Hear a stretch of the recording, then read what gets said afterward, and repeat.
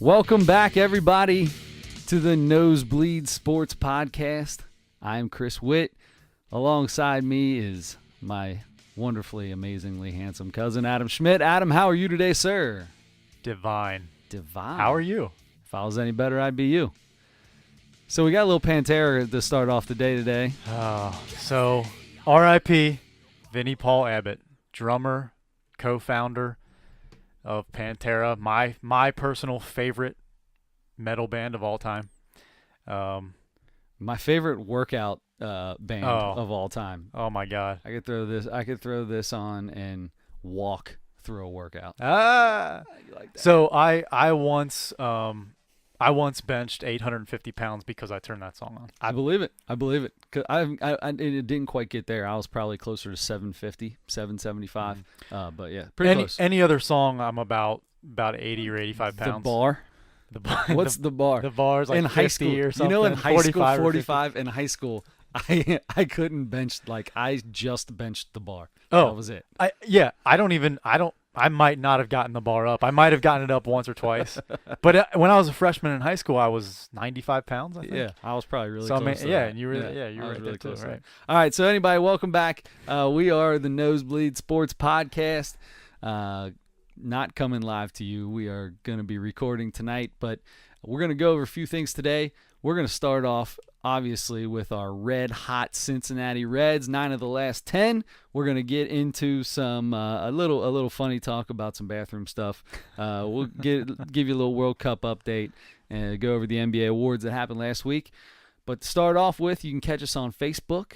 We're at the Nosebleed Sports Podcast. We got a poll going right now, a bracket of the ugliest Major League Baseball players of all time. This week was a number 1/16 that was up there. Bob Mossie was facing Kevin Youkilis, and to be honest, it wasn't even close.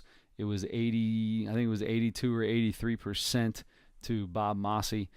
So that is officially over. We are posting the bracket, print them out, fill it out, because we don't know how to make it to where you can automatically type things in. So working on it.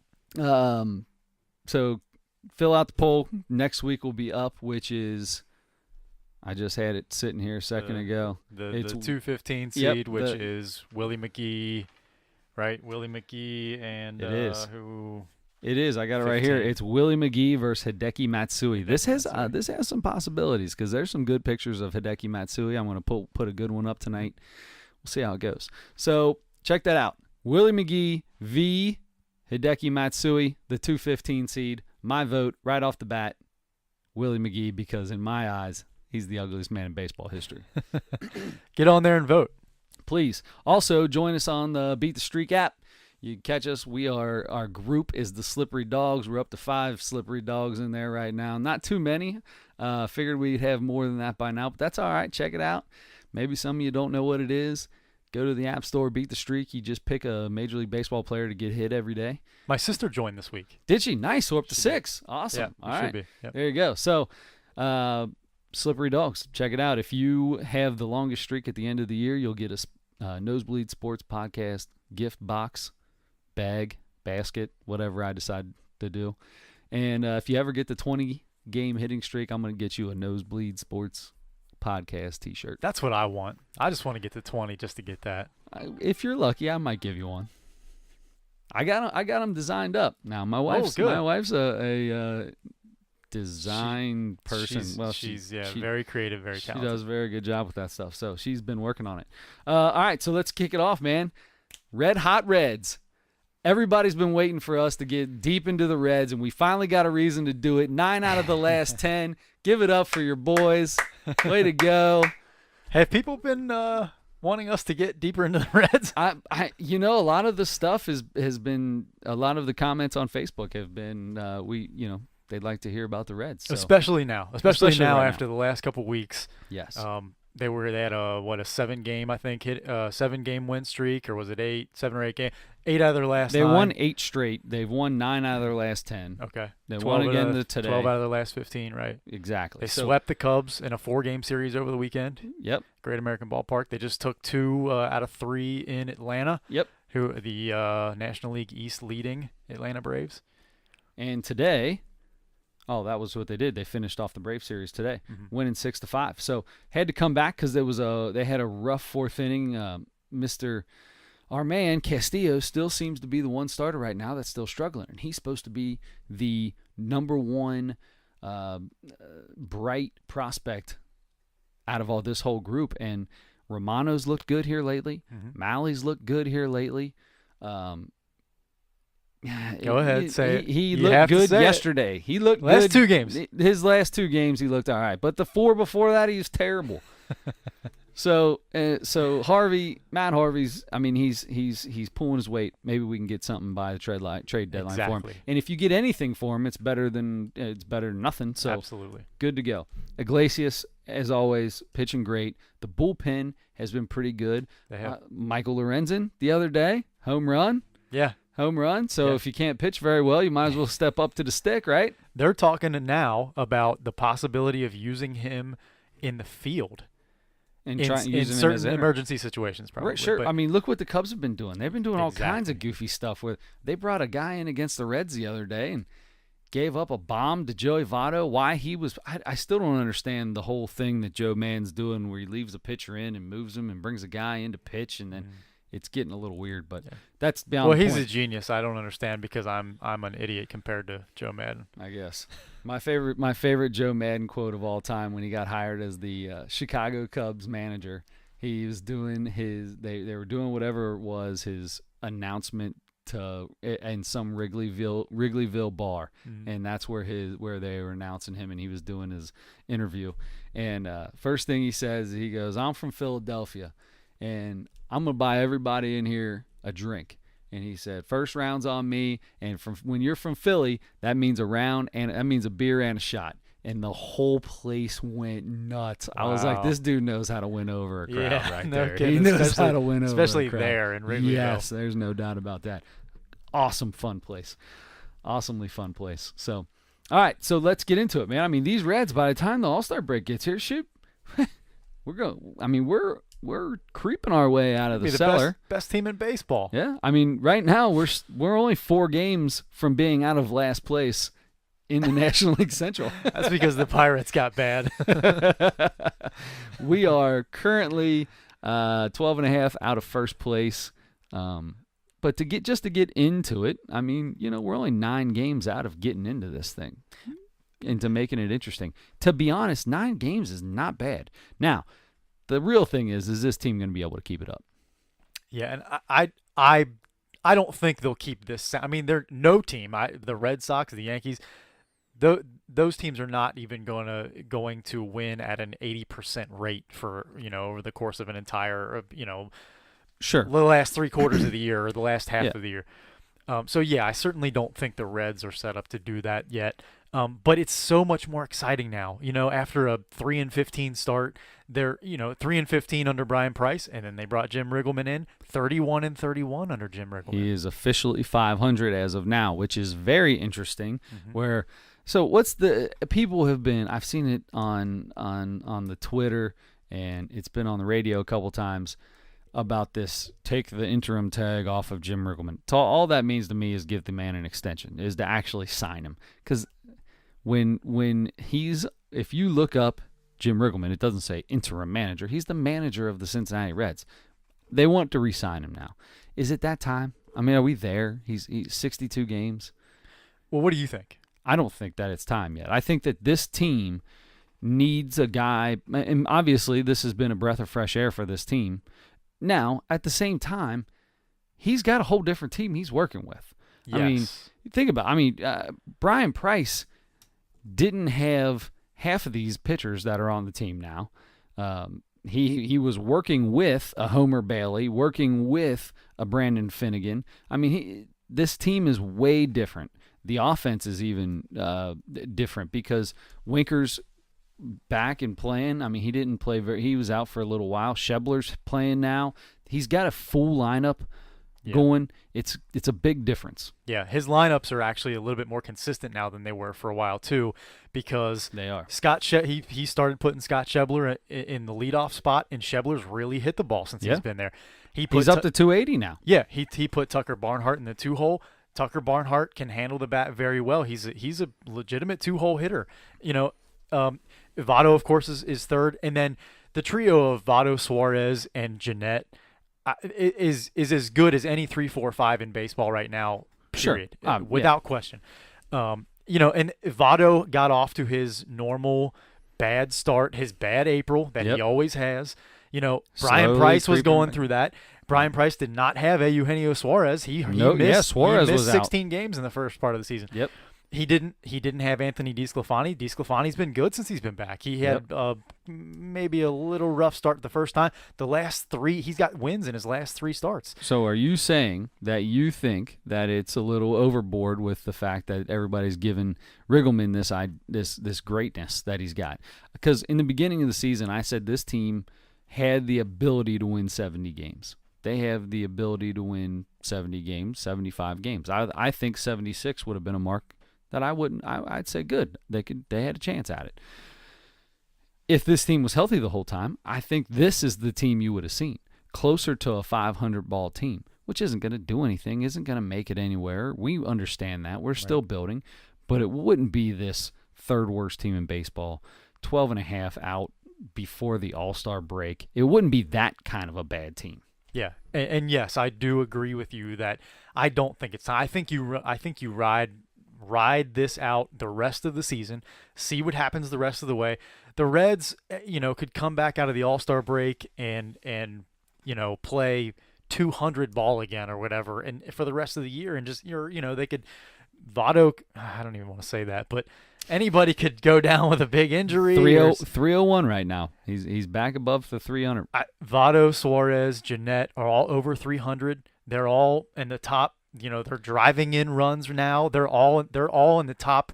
All 3 of those guys are in the top 8 in the National League in OPS. So they're getting on base and they're driving each other in. It's so much fun. I don't remember seeing. It's been a really long time. I don't know if I ever remember seeing 3 guys that are this hot for this long. I mean, it's been over a month that all 3 of those guys have been just flaming hitting the ball. And Jeanette is the guy who's getting all of the national news right now because when it comes to second baseman, he is the best second baseman in baseball right now. There's some really good ones, the second or third worst, and that's could be wrong. He might be the worst statistically, defensively. But I was thinking about how great he's been this year. Winker's got a better on-base percentage than him now. Suarez better on base percentage. Votto, I mean, these guys, this team is hot at the right time, and we've said it for the last 2 years. They've got the offense. Mm-hmm. They've had the offense. Yeah. 5 years ago, they had one of the best pitching staffs in baseball, but couldn't score runs half the time. Now we're on the complete opposite of that, which is what we've dealt with for the last 2 years. So now it's just a matter of, and it's a good thing to have. A couple of these guys are going to be gone. I can tell you that. I really truly think a couple of these guys will be gone before the break. As long as they get they get something good for them, I'm okay with that too. Who do you think's gone by the trade deadline? There's, or maybe it's young guy. Maybe I don't know. Senzel guy that could be gone. Is it? I don't. If this is a question that I heard the other day, and before I get into that, because I don't know who would be gone. A lot of that comes into contracts and things like that, Certainly. And I don't have the ideas. I don't have the numbers in front of me. But a really good question I heard the other day.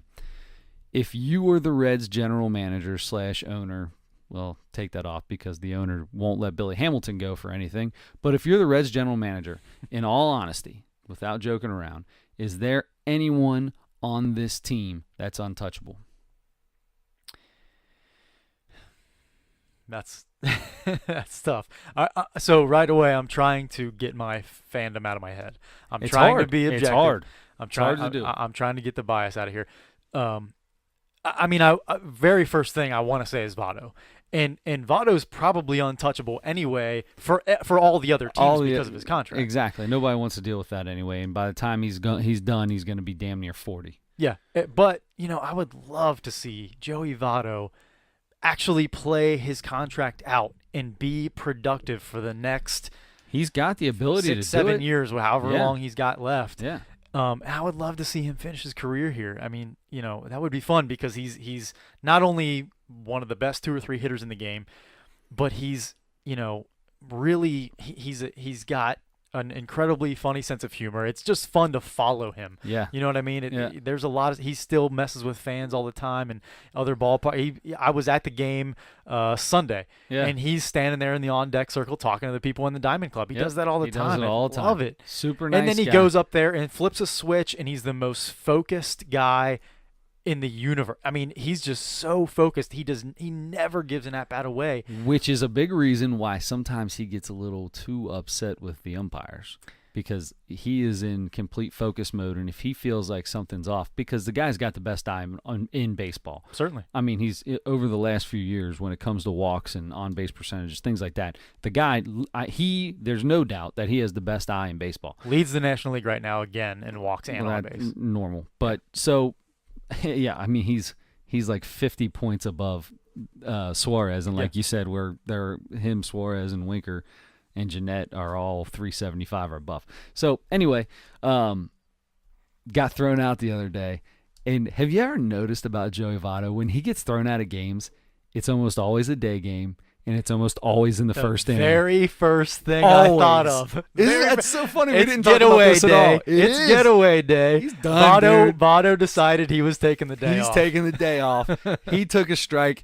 Thank God it was a little low or whatever it was. It was way high, I thought. I thought it was definitely a ball, but he went nuts. He I went love nuts. it. I like it. They gave him a little bit of rope, and he took every bit of it. He gets his money. Yeah, and that was the thing, too. The umpire gave him every chance to turn around and walk back to the dugout, and he made up his mind. Yep. He's like, Joey said, I'm getting thrown out of this game. Yeah. So Joey Votto is the king of keeping his head down and moving dirt around and having a conversation with the umpire not to show him up. So good at that. Yes. You see him do it all the time. Right. Has a good conversation with the umpire in between pitches about where he thinks the ball was, kicking dirt around, always head down, never to show him up until he wants to get kicked out of a day game in the first inning.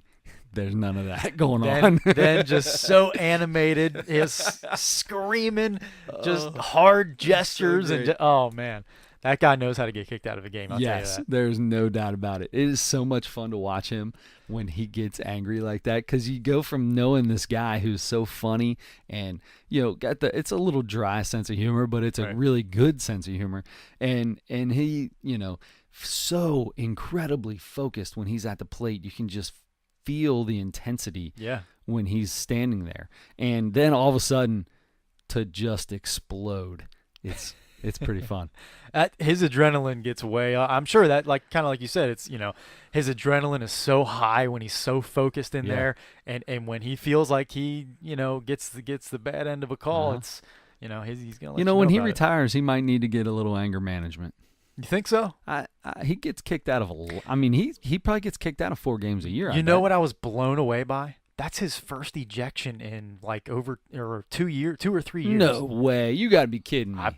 It was September of 16, I think. Maybe even 15. Maybe just when he gets ejected, I just feel like it's so incredible. I felt like he gets kicked out of 3 or 4 games a year too. That's exactly what I thought. It blew me away to see that. That's unbelievable. Unbelievable. All right, so anyway, this team, is anybody untouchable? Take Votto out of the picture, because Votto's untouchable for other reasons. Is there anyone, and Bailey's, nobody's going to pick up Bailey because unless, maybe the Reds can get a bag of balls for him. And not even Major League Baseballs, because those cost too much. It'll be a bag of the small, slightly rubber balls that my son uses in T-ball. Nobody's untouchable. Nobody. Thank you. Okay, good. Nobody is. I agree with that. Cause there are guys I want to see. I don't want to see leave. As a fan, there's a lot of that. There's a lot. Even aside from being a fan, baseball wise, I feel like there are some guys that I would like to see them try to keep. Now, look, you're not going to be able to do it forever, because if Votto, Suarez, and Jeanette maintain this level, I mean, they have Suarez and Votto already locked up for a long time. Yeah. But if Jeanette stays the same, and those 3 guys, you're probably not going to be able to afford Jeanette. Mm-hmm. If he stays the rest of this season, or whenever his contract is up again, he's gonna, if he keeps the same kind of pace, the same kind of, he just became this really, really good hitter. if he stays that way, they're not going to be able to afford him. But I would love to see them lock him up if they can figure it out. But they need to lock up pitching first. Yeah. I agree with that. Pitching is the most important thing on this team right now, because there's a lot of young guys out there, and they're counting on somebody to come up. They got Senzel down there. They got Hunter Green down there, who obviously are going to get to come up.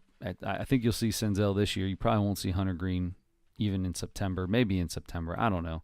But those guys, Tyler Mahle, Sal Romano, you name it, Luis Castillo, just go down the list. I even still like Michael Lorenzen, even though he's struggling a little bit. I still like him in the bullpen. Iglesias out of the bullpen. I mean, that guy's Amir Garrett. That's the name I've been trying to think of as I've been rattling these people off. Amir Garrett, who got hurt the other day, which is a huge bummer, because I'm telling you, this kid is. If it ends up that he stays in the bullpen, which I hope it doesn't, I want to see him start. If it ends up he stays in the bullpen, he's going to be that setup guy. He's going to be that seventh inning, eighth inning guy that they need. And the thing is he's got the arm to throw 2 innings. In the second half of the season, Amir Garrett might be the closer of this team, because one of the guys that you hear a lot about on the trading block is Iglesias. Yep. And if they do get rid of anybody, you're going to get really of anybody you can get, because unless they trade Jeanette, besides him, really you're probably going to get the most from Iglesias. You're going to get the most right now. If they're at where they're at right now, what you're going to get the most for is without a doubt Iglesias or a Jeanette, because Suarez is already getting a little bit more. He's making more money, so there's different things to that. Just apples to apples. I agree with you. Yeah. So we'll see how it goes. So then in that case, real quick, tell me, where does this team end up? Is this the team? Are we a 500 team from here on out, or are we an, are we a 81 win team? Can we win 81 games? Not now. I'm saying, is this the kind of team that if they had this whole team from the beginning could be a 50-50 team? I mean, they'll be lucky to win 65 right now. Right, yeah. I don't necessarily think so. I don't think they're a 500, legitimately 500 team yet. Just because right now they're winning a ton. They're great because everything's clicking now. Starting pitching's good now. Bullpen's good now. Hitting's good now. How long is that starting pitching going to last? Right. I mean, you saw it today. It blew up today. Matt Harvey's going to blow up again. It's going to happen. And Sal Romano, this is kind of how he's been the last 2 years. 2-3 good starts, 2-3 bad starts, 2-3 good starts, 2-3 bad starts. And he and Mahle are both still young enough. That's probably going to happen for the rest of this year, maybe even some of next year. Yep. But then you expect them to develop, and you hopefully one or two of those other guys that have kind of bounced up and down the last couple of years that are in AAA now, right, gets it somehow. Finnegan or Stevenson, Finnegan. whoever. They just moved Finnegan to the bullpen. Down in AAA. Yes. So, true. This guy is struggling hard. And it's ever since Bailey, they've talked about sending Bailey or giving Bailey a chance, whatever it was with Bailey. And Bailey can't get sent down. You're not going to send him down because he doesn't have any options. Right. We've already had this discussion. But ever since that whole deal with when Bailey started pitching bad, he's been pissed off. I wouldn't be surprised if they try to get rid of him just because he needs it. They're not going to get anything out of him anymore, and sometimes you got to cut bait with somebody. If you realize you're not going to get anything out of somebody, they've already lost the psychology of the whole thing in their head. Sometimes it's better for you and for them just to push them off. Hopefully, you can get a prospect for them, and you always want a guy to do well. You don't want anybody when you get rid of them to do bad. I want him to be. I like Brandon Finnegan before he went on his tirade. Yeah. Yeah, look, even Bailey too. He's not the easiest guy to root for because right now he's pitching terribly, and maybe Bailey is the one guy that I would say, I hope you don't do good when you leave. I don't really feel like that about anybody, but I don't know. We are, probably in the next year or two, we're not going to see those guys anymore for one way or another. But when I use the bathroom and I flush a turd down the toilet, I hope that turd has a better life. Oh, that's mean. I'm not going that far. Never mind.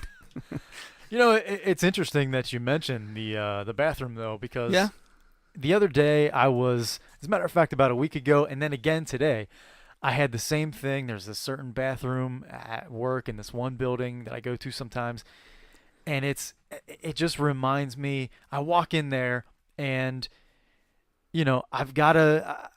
So here's the thing. It's not a men's room. It's an everybody room. It's an everybody room. It's right? a family room. One of the family it's like a bathrooms. family restroom Sure. kind of thing. Just the one toilet. There's no urinal or anything.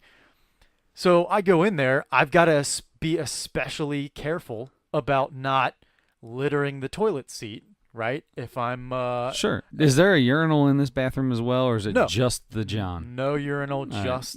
Just so I have no choice. So right, well, yeah. I mean, that's the truth. That really, it might make more sense to sit down, even if it's just the number one, right? But I'm going to tell you right now, middle of the night, sometimes during the day, I have no problem sitting down. You're to not pee. the first person I've heard. No say problem, that. especially in the middle of the night. I am half tired. Mm-hmm. You know what? My wife probably likes it a lot better that I am sitting down instead of standing up. Sure. Because it'd probably be a bigger mess. Yeah. Yeah. When I go in, so this is a public restroom, Sure. right? When I go in that bathroom specifically, or any other public restroom, my thought is, okay, so number one, if I go into a public restroom and there are urinals all along the wall, and there are people at least one or two of them, I'm most likely going in a stall. Just for number one. If one other person's in there, now listen, if they have. If the dividers, if there's a wall in between each one, okay, I'll do that. You're good. If it's just a Reds row game. You of go to the open Reds game. urinals, I almost never use the urinal at the Reds game. It can be when the Reds were really good and the games started getting packed, Yep. I'm the guy who, when there can be a line of people at a urinal and there's one urinal, just one open, I walk directly right up to it. I got no problem. Get little Jimmy out there and do what he got to do and get out, man. It's so I have many reasons for doing that, but the idea here is when I go into a public restroom stall, right? The seat's down. I only have to do number one. Yeah. I don't want to go on the seat. I have to lift that seat up, right? Of course. I mean, you better lift that up. Otherwise, a guy like me coming in who's got to drop a deuce later is going to be pretty pissed at you. Look, there have been plenty of times I haven't lifted the seat. I'll be totally honest with you. And it may not be. It's not always pee on the seat. It could just be drips of. It's just splatter. a little. It's just exactly, and that's what happens. But here's the thing. So I want to do the right thing. Okay. For you. Do the right thing for me. You. So what's the issue then? I gotta touch the toilet seat. Use your foot. But you can't. And I do. I try. What do you mean you try? I try. Not all toilet seats fit the same. They're not all the same shape. Sometimes you have a toilet seat that's like exactly the same size as the bowl, or even a little smaller. Sometimes it's not always easy to grab it with your foot and push it up. It's not always easy. And then sometimes you get it halfway up or almost all the way up, and it slips off your foot because your shoe doesn't have thumbs. Once you have the toilet seat in the air, that's it. You should be good to get that all the way up. Your foot can then cradle, but get under the underneath side. It's not always that easy, though, I don't think. I mean, you're using the bottom of or the side of your shoe, or the bottom kind of your shoe. Use the toe. Toe and roll it up. I'm kind of like side, like insole, kind of try to get it in there and lift it up. And sometimes you can't get a hold of it. I have the answer. It just came to me. Okay. So most bathrooms, unless it's like the old joke I used to tell with the hole in the wall it was automatic cleaner. You don't remember that one. All right. Anyway, so most bathrooms have toilet paper. Correct? Correct. All right. Good. Hopefully. Good. The bathroom at your work, toilet paper, I assume? Yes. So can you just rip off a big old hunk of toilet paper, wrap it up, use the toilet paper in your hand as your oven mitt to pick up the said toilet seat. Yeah, that's good. And I actually did think about that. I think just yesterday for the first time in my 36 years of living. So shame on me for not thinking about that. But I still don't really want to get my hand that close to the public restroom toilet seat. And then I have a wad of toilet paper that I gotta throw in there. Then I'm petrified that I flush it and there's too much toilet paper in there, so it gets stuck and it overflows. Oh my gosh. I mean, we got issues, man. I've got some anxieties about it. Here's my problem. It's 2018. Why is there not some sort of button that you just walk in? Look, chest high on the wall, on the stall wall. You bump it with your elbow. You don't have to touch it with your hand. Of course you not. bump it with your elbow, your shoulder, your foot, whatever. Yeah. That flicks the seat up. When you're done, bump it again. Back down. No, you don't need to bump it again. Leave it up. Leave the seat up. Leave the toilet seat up. And that's fine because then all the guy like you has to do that's coming in to drop a little more than number one, to drop a curveball, drop an Uncle Charlie. Sometimes my number 2 looks like a number 3. and that's everybody has different number 2s, and sometimes they look like 3s or 4s or 8s or whatever. But for me, how is there not the technology to have toilet seats that can go up and down? You have the technology to flush when you walk away from it. Yeah. Why is there not the technology to just go up and down? Dude, there's like, so you don't have to touch it. There's like a few hundred people that listen to this podcast. You might have just lost out on millions. I'm fine with, as long as it gets done right away. That's all I need. I don't need millions. I just need public restroom one of you toilets engineers to make out sense. there, please, let's design the electric toilet seat. I'm sure it's not that expensive. It's a button and I'm sure once people pee and it's around water, that I'm sure it's good to have electric in the bathroom, running on there. Make it Bluetooth. Make it Bluetooth. Sure. Hit the button. Sure. Boom. Goes up. I like it. I'm not going to lie to you. Yeah. Make it voice activated. That's even better. Oh, wave your hand. Yeah. They got that with trash cans. You walk up, wave your hand, toilet seat goes up. Yep. I like that. Well, but then you wave your hand and it just goes down. Is that? Yeah. It's got a little thing, like you said, shoulder height to your right, little wave, toilet seat comes up, shoulder height to your right, give the stall door a wave and right back down. Although I say leave it up. I hate, there's no reason. When I get done dropping a deuce, I lift the toilet seat up because I know that some ding-dong is going to go all over the seat for the next guy. So, yeah, I 100% would rather always have it up. Because walk in, pee, you're done. But when I got to drop a deuce, you go to a concert or something. Sometimes, man, I go to a concert. The grossest. I mean, that's probably the one place I've never pooped at is at a concert. Good. I'm going to tell you how your life is better. Probably, yeah. I've probably saved myself from 475 different diseases. Oh, absolutely. Or at least a lot of pee on my butt. Oh. Oh. Have you ever used the soft close? Have you ever had? Do you have a soft close? I do. My bathroom has a soft close. So it's funny. Oh, the best. That changed my life. We had a house guest the other day who came to the house, and the only soft close toilet seat we have is in the master bathroom. And he was, there's a bathroom there next to the other rooms over there. He's using that. Well, I guess he had a soft close toilet seat because he's like, oh man, I'm sorry for slamming your toilet seat. I'm just so used to giving her a little tap, and she just goes down. I didn't even think about having to help it down. They are awesome, dude. Like you touch it and it's just like, it's beautiful. I love it. It's beautiful thing. I don't even have to touch my own toilet seat in my house, which I'm happy about. I mean, I keep it clean and everything, and it's my own stuff, but if I don't have to touch the toilet seat, I mean, there's a lot of stuff in my brain that is better off. Gosh, because of that. I wish I could be in your brain for a day. I bet it's a workout. You don't want it. No wonder you're in such workout. phenomenal shape and eat whatever you want, because your mind is going a million miles a minute at all times. Is there a bug? Doesn't work my body out. I bet you're always tense. So your body's tensing up all the time. I know what the answer is now. I'm just way too loosey goosey. That's why my body looks like it's loosey goosey. Yeah, go ahead and try to worry about everything in the world. See where that gets you. See how fun that is. We'll see how fun that is. Oh, jeez. You know what's fun? What's that? No, what is? I want to know what's fun. You know what's fun is the NBA offseason. Yes. I know that everybody right now is super excited. You've been waiting for this part of the podcast. The NBA offseason is here. LeBron Watch is in full effect. The NBA awards just went over, which, by the way, of all award shows, dumbest one out there, except for Bill Russell flipping off Charles Barkley.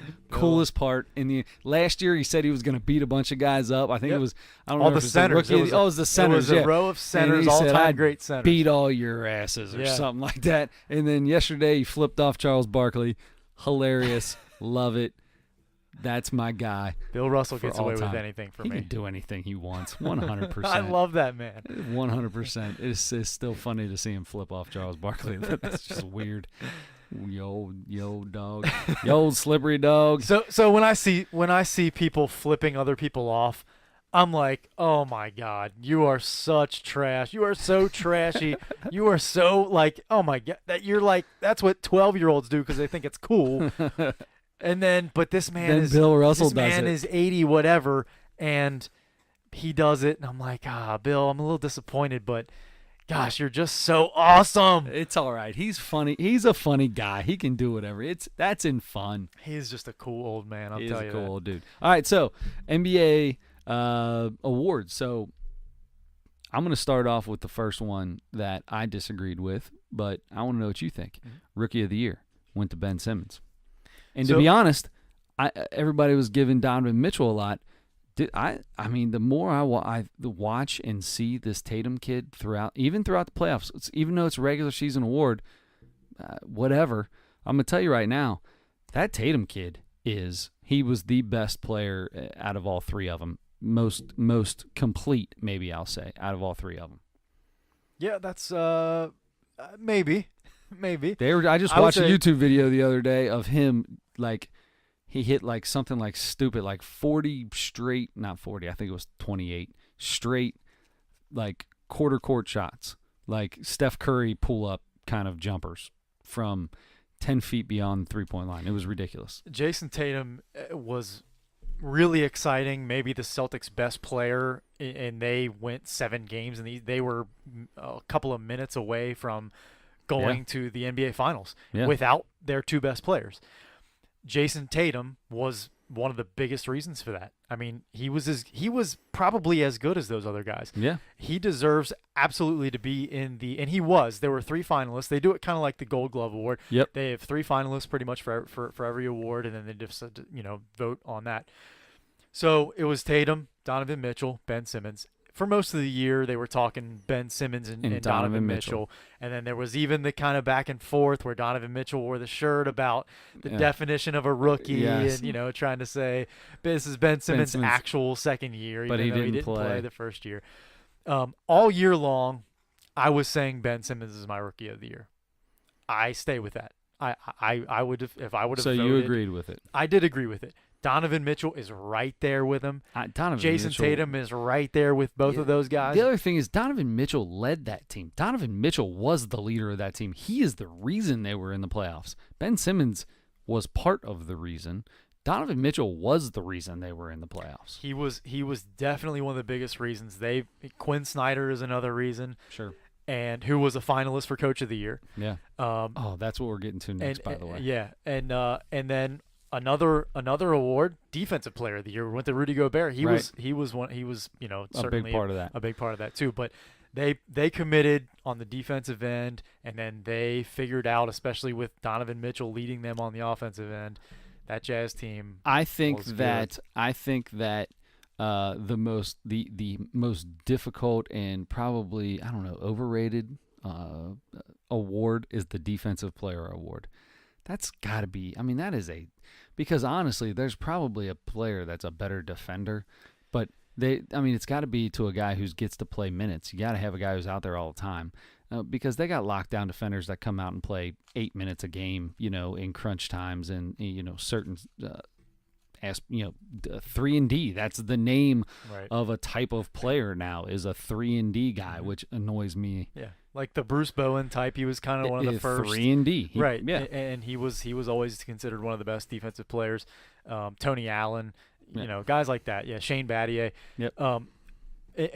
Defensive Player of the Year. I love the award, but I agree with you. You can probably pick 10 guys that you could make a case for, and I'd be happy with all of them winning. And none of them would bother me. It almost always goes to a guy who rebounds and blocks shots, because those are the two most recognizable defensive statistics, I guess. Yeah. And you're not getting a million steals. You can really blow up on blocks and rebounds. You can't really blow up on steals. You're never going to get more than 3 a game. Yeah, even 3 a game's a lot. The guy, right. And there have been times where guys who led the league in steals or are right up there with the top 2 or 3 got Defensive Player of the Years because they're legitimately that good. Right. And Gary Payton. Steals are Kawhi Leonard. Yeah, there you go. Forget LeBron. I'm on the Kawhi Leonard watch. There you go. Anyway, all right. So let's move on then. Yeah. Coach of the Year. I don't know who the finalists were, but Dwayne Casey wins Coach of the Year. After being fired. How does that, what do? You go up, he was there, he accepted his award. How do you go up and accept is there, if I'm not mistaken, there was a big Toronto Raptors sign behind him on the big screen. I mean, you can put that down just, I'm a coaching free agent right now, or did he sign? He was up for one job. I don't know Pistons. Okay. He signed with Pistons, yeah. So then, we'll put Detroit up there. If you're Toronto, are you thinking you might have made a mistake at this point in time, or do you think that it was kind of a spur of the moment deal? The fact that you can't get past the Cavs, it's the best season you've had.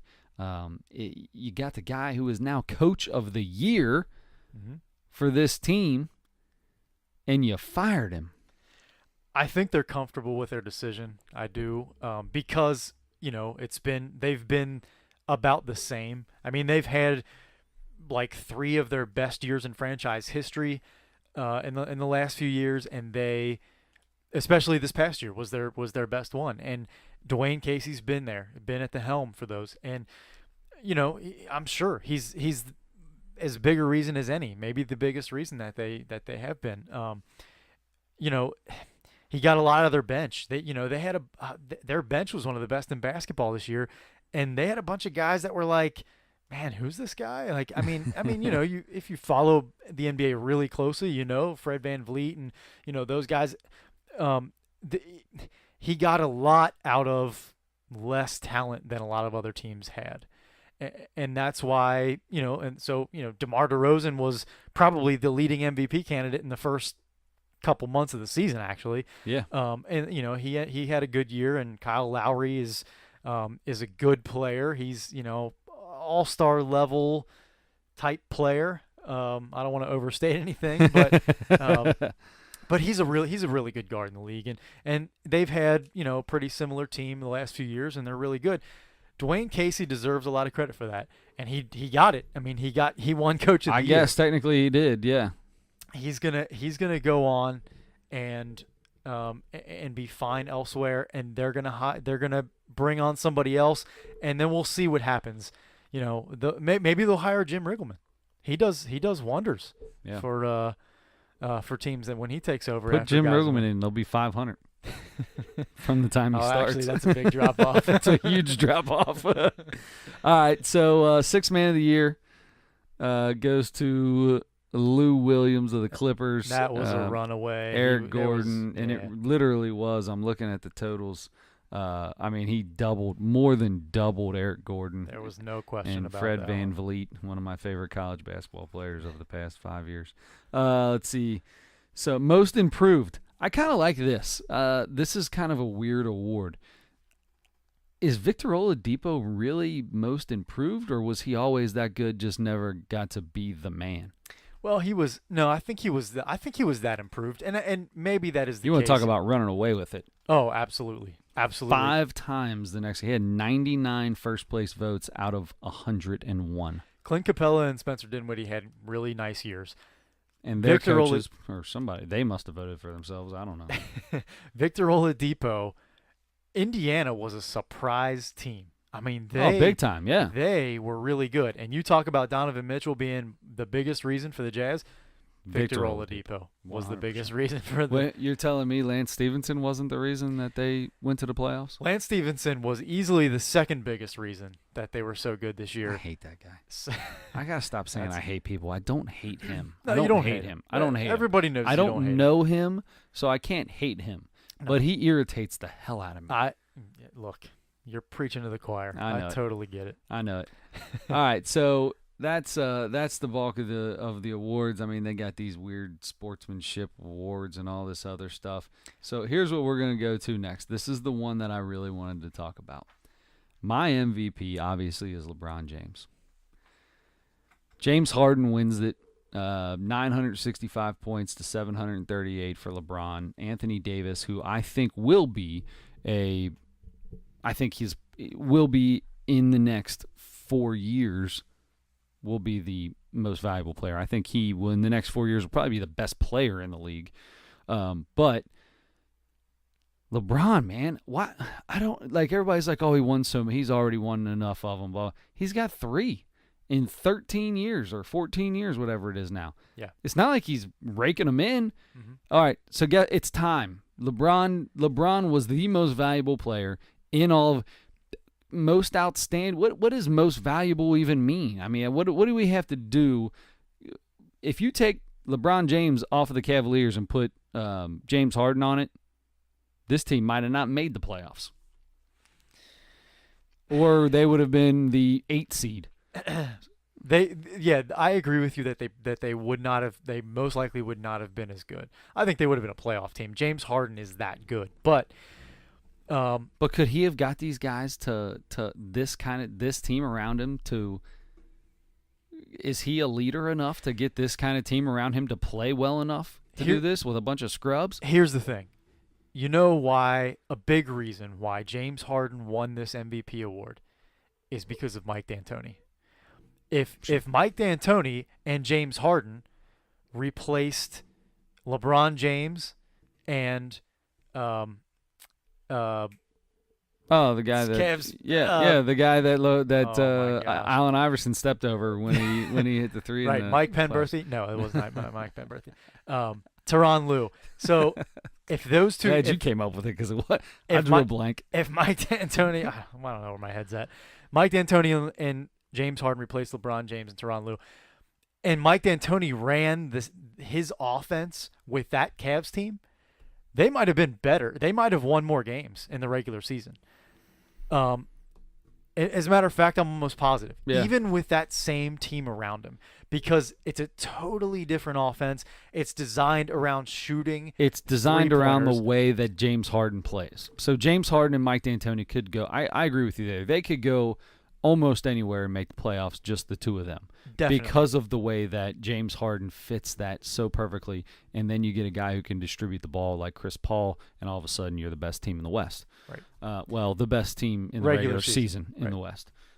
So do you think James Harden was the MVP? I don't think so. If LeBron won it over James Harden, absolutely no problem. Of course, he completely deserves it. He is the most valuable player to his team over probably anybody else in the league on their team. But that's the thing, is I really think this was just James Harden's year to win it. I think ever since last year, I agree. Since last year when Westbrook won it and they both had this triple-double deal going on, and it felt like if Harden just put up a year close to that, he was going to win it this year. It was almost like it was handed to him. LeBron's not going to get it next year. If he changes teams, he won't get it. Well, everybody's going to go against him. Yeah, you know what? Probably. It depends on where he goes, though. You know, it depends on where he goes to LA. right now, I mean, OKC's getting ready to throw everything at Paul George. So, I mean, they've been talking. I mean, there's word out there Paul George may not leave. There's word out there that, I mean, obviously, LA is the place that everybody's talking about LeBron to go to. That's probably the front runner. But he's, he was just in Miami a few days ago, apparently looking at high schools for his son and all this other. I mean, everywhere, everybody's talking about all this stuff, So I don't know if that's true or not, but what I just don't. I don't know. The same thing has happened before. Michael Jordan. There were years that Karl Malone won the MVP, Charles Barkley won the MVP, when Michael Jordan was without question the best player in the game. The same thing is happening to LeBron James. There's a sentiment that LeBron James just can't win all of them, and it was the same deal with Jordan then too. So there's only a handful of guys that have 4 MVPs. There's a few guys, and then you go to 3, and there's some more guys that have 3. He's got 3. He needs to be in that next echelon. That's not. I don't want to say it's not fair to him. The guy is one of the top 2 or 3 best basketball players in the history of this game, and I'm not going to rate him. We've already done it, but he's that good. I don't. Yeah, and that's exactly why he's not going to get. And you're probably right. No matter where he goes, maybe for the rest of his career, even though he had the best. Statistically, the best year of his career at 33 or whatever. And his what was it? His 15th year in the league. 15th year. Like I mean, that's so many miles, and he played every game, every single game, every game. Didn't sit out. All he wanted was for the NBA to adjust their scheduling so they could, and that he was a big part of that whole talk with Adam Silver. They did it, and I think there was something in that whole agreement when he sat down with Silver, where Silver said, "Listen, I'm going to do this, and I'm going to make this draw out a little bit longer, and we're gonna start the season a little earlier, and blah blah blah. But if you're for real, you ain't sitting out. If you're not hurt, don't sit out." And I think that's where LeBron's at. I think that was a big part of why he played every game this year. Personally. And you know what? That's another reason that he should have been a little more strongly considered for the MVP. I agree. I agree 100%. It's just amazing to me that he can be still doing this at this age. And I mean, because who knows how much longer he's got. I mean, I think he'll play until his boy's in 7th grade now. Is that right? He's going to be a freshman, I think. Oh, it's the middle child that's in 7th grade. The middle child's in 7th grade and almost dunked. No, that's the oldest. Oh, that's the oldest. LeBron James Jr. is the oldest. So he was in 8th grade. He's in 8th grade, I'm pretty sure, and he's going to be in high school next year. Yeah, because he supposedly, according to Gary Payton, has already enrolled in this high school. But it's already been said that LeBron's they're going around looking at other high schools. I mean, all over. LeBron's got houses in like 4 states, 2 of them in California. I mean, he's. You know what kind of fun he could have with the entire country, with the entire world? All he's got to do is fly to any city he wants to with an NBA team on any day and get the whole world going crazy about what could possibly be going on.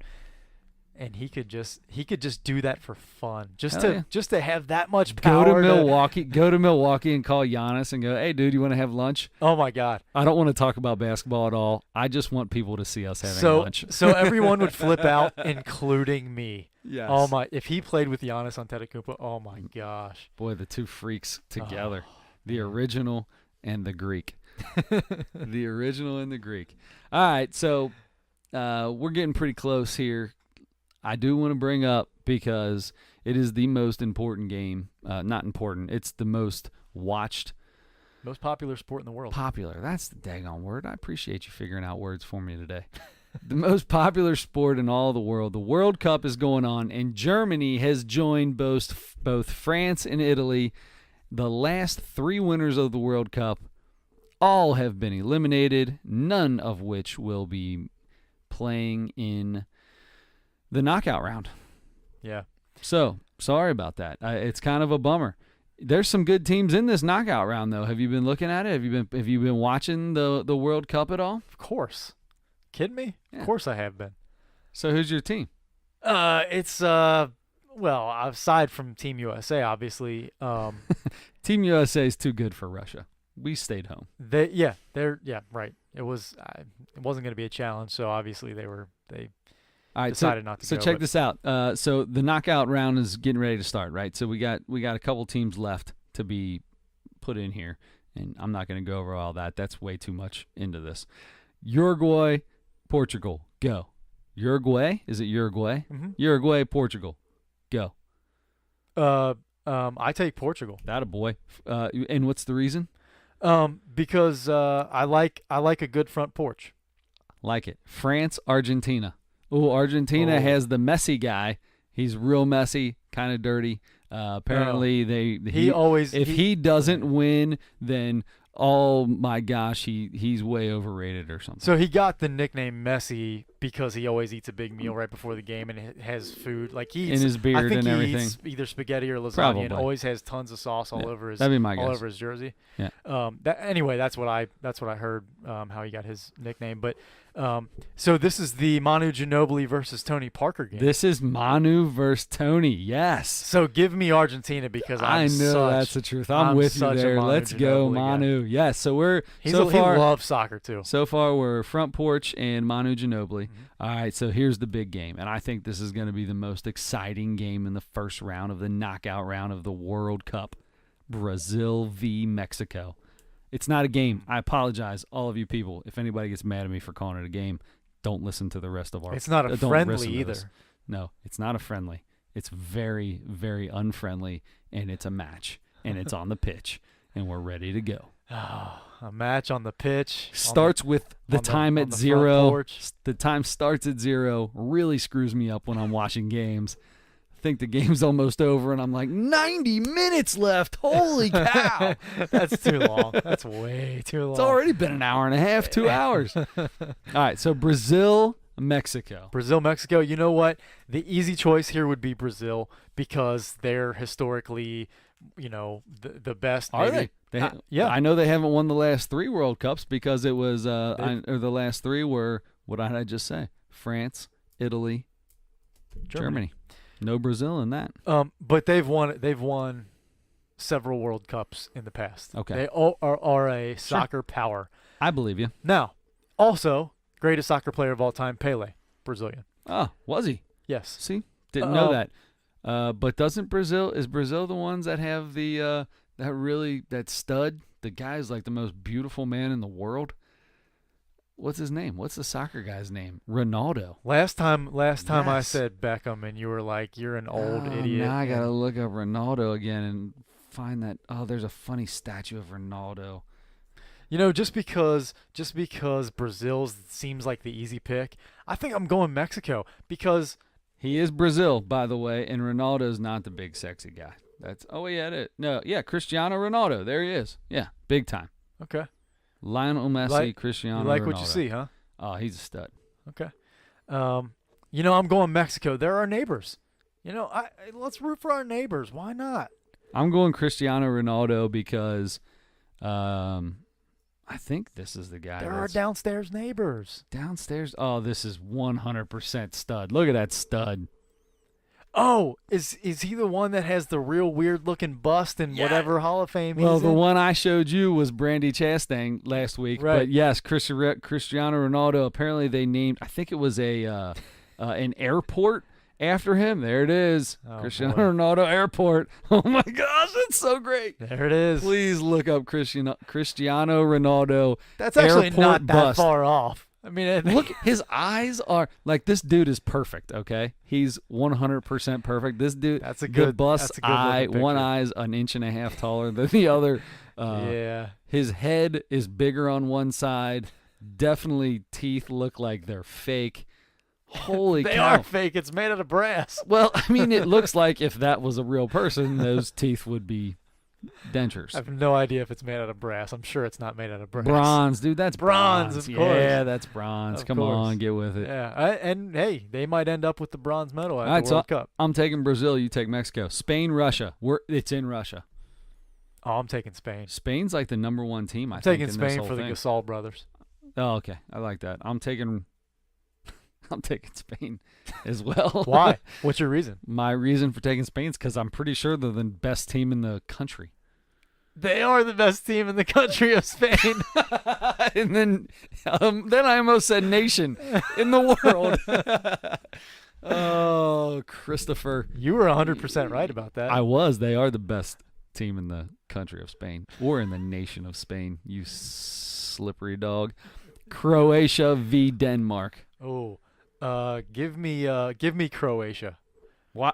Why Croatia? Well, I'll stick with the same theme. There are way more Croatian basketball. Tony Kukoc. Okay, I'm going with Denmark because out of the 5 countries that have listened to our podcast, Denmark is one of them, and they're the only one left. That's a great call. Yes. Good job by you.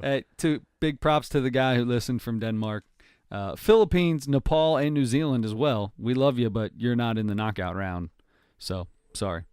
Sweden v. Switzerland. Oh, the Swits. You got to be careful with the Swits. They're Is it the Swits or the Swiss? Swiss, whatever. The Swiss. You got to be careful with the Swiss because literally they don't get injured. I mean, their flag is the sign of a hospital. It's just a big red flag with a white cross. I mean, they're like all medics in the Swiss. And they make a really nice knife that can do all kinds of crazy things. And I love Swiss cheese. I'm never going to hear the end of this. Swiss cheese. Yes. I'm going Switzerland because they are diplomatic. They're neutral. And I like that. I'm a neutral type of guy. Okay. So give me Switzerland for that. I'm going to go to Switzerland. All right. I like the Swedes. I feel like I said that one right. They're the Swedes, right? I'm taking the Swedes just because I screwed up the Swiss and called them the Swits. I'm done with you guys. I'm jumping on the Swedes bandwagon. You know what? I'm taking the Swedes to go all the way, mostly because at this moment in time, it hasn't been determined who they're playing against. Oh, all right. They get a bye, maybe? I mean, whoever wins that Switzerland-Sweden game plays 1H versus 2G, which right now looks like, here we go. Yeah, 2G right now, England and Belgium. If England or Belgium's going to be in that next game. They're both going to go, but they just don't know who's in first or second, I guess, because they both have 6 points. Then you got Japan and Senegal that they could play against. How does the points thing work? Never mind. Don't even get Do into you that. want me to tell you? No. I can tell you. Is it? You get 3 points for a win. You get 1 point for a tie. Oh, that's it. Yeah. Okay, I've heard that. Pretty before. simple. Never mind. So what's the next game? What are we talking here? I don't know what the next game's going to be, but okay. So that was it. So that was everything. Group H hasn't been determined, but you have Japan, Senegal, and Colombia, all with 4-4-3 points. All right. Among those 3, who's your favorite? Oh, Wapan. Wapan? Wapan is 100% my favorite. The Wapanese? The Wapanese. I know you're a Colombian guy because you like Colombian cocaine. Yeah. I mean, for cocaine and coffee, I mean, of all the cocaines out there, there's no better cocaine than Colombian cocaine. Yeah, and coffee as well. I feel like Colombian coffee is 100%. When I go to UDF, I always go to the Colombian coffee. Yeah? Yeah. Oh no, I'm sorry. That's the one where I get the jacked up coffee. Speedway's got the Colombian coffee. Is that so? That's right. And I'm a big Speedway fan, so maybe I'm changing. No more Wapan. I'm going Colombia with you. 2 things I've never had before Just in my jump life. shift. Coffee and cocaine. Exactly.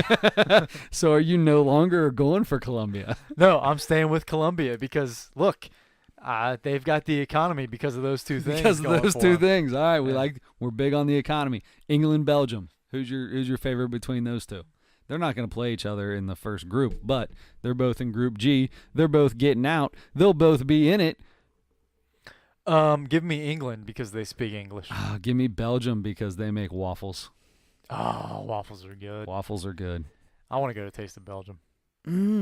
Taste of Belgium, huh? Mm-hmm. You ever been? I've been there one time. It was for breakfast, and they were making this huge deal about it. And to be honest, it's waffles. Man, I mean, I'm not like it's waffles. It gets overrated. I can by put some a people. berry in it. I didn't get the berry. Could put chocolate chips in it. Trying to be on a diet. Didn't eat chocolate chips.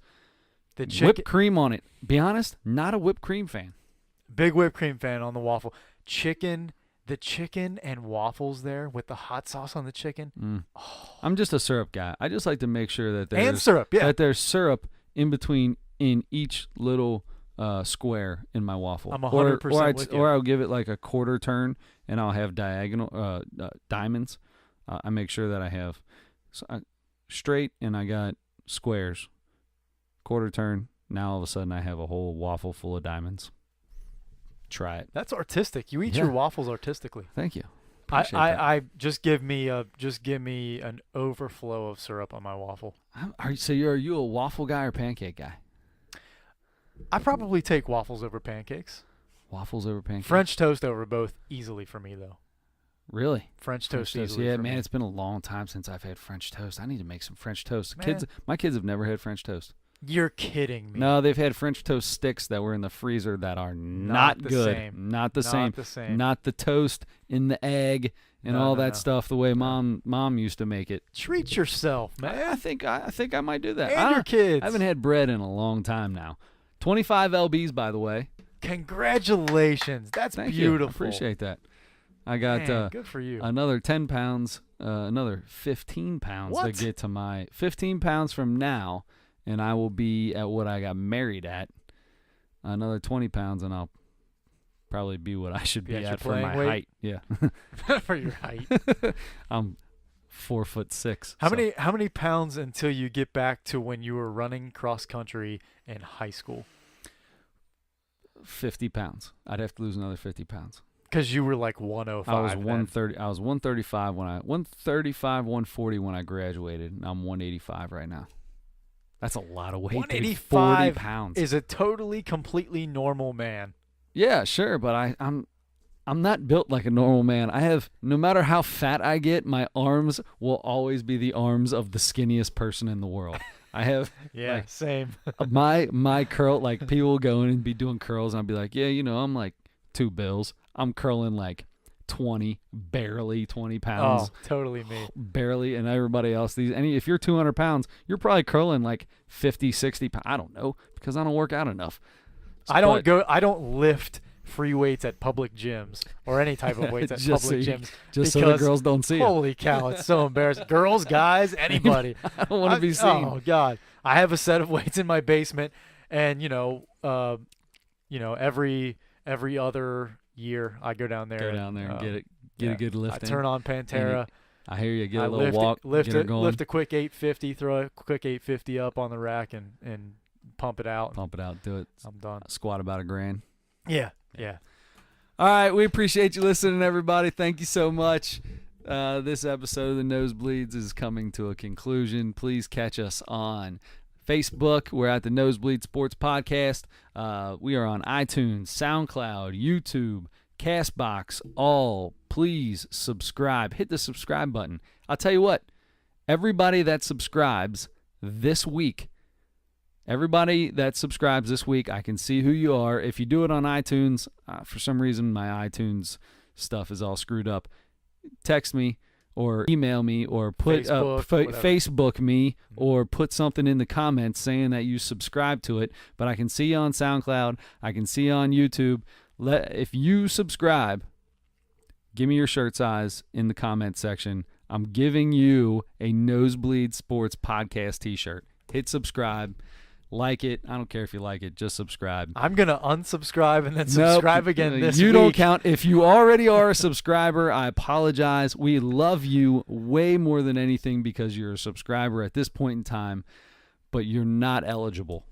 New subscribers only. You will be at some point. Yeah, at some point we'll get you. We'll make sure all our people have a shirt. But we'll for come now, up with a good thing. So check it out. Subscribe. iTunes, SoundCloud, CastBox, YouTube, Nosebleed Sports Podcast. Don't forget to get on Beat the Streak. Get the Slippery Dogs going. We're up to 6. I want to be at like 30 by the end of the year. More Nosebleed Sports Podcast memorabilia coming out. I might even give you something out of the dungeon. Oh, you might get something out of the dungeon too. Yeah, the studio. There's a lot of good stuff in the studio right now. A lot of good stuff. I got a Skip Prosser, not a Skip Prosser. I'm sorry, that's a Pete Gillen bobblehead behind you. I got a really cool. Nobody gets that. Don't even look at that Xavier, that wooden Xavier threaded thing that doesn't go anywhere. I don't even know what that is. Paul Witt made that. Oh, nobody gets that. Oh, Paul Witt made Yes. that. Shout out to Paul Witt. Steve Snodgrass, someday we'll get out to you. Shout out to Steve. We appreciate the picture of being outside with his dog in front of the campfire and asking us to do a show at his house there. We all know Adam won't do it, All of but my it'd be favorite fun. things right there. Yes, 100%. So Slippery Dogs, vote Willie McGee v. Hideki Matsui. That's it. We'll have the complete bracket up so you can see the whole thing. Yes, the whole bracket will be on Facebook, and if I remember to tweet it out, I'll tweet it out at SickWithIt. Adam's got it. You can catch him on the tweet box at Adam Schmidt 44. Cousin, I appreciate it. It was a lot of fun. Appreciate you. Everybody, thank you so much. For Adam Schmidt, I'm Chris Witt. Don't forget to turn your lights on.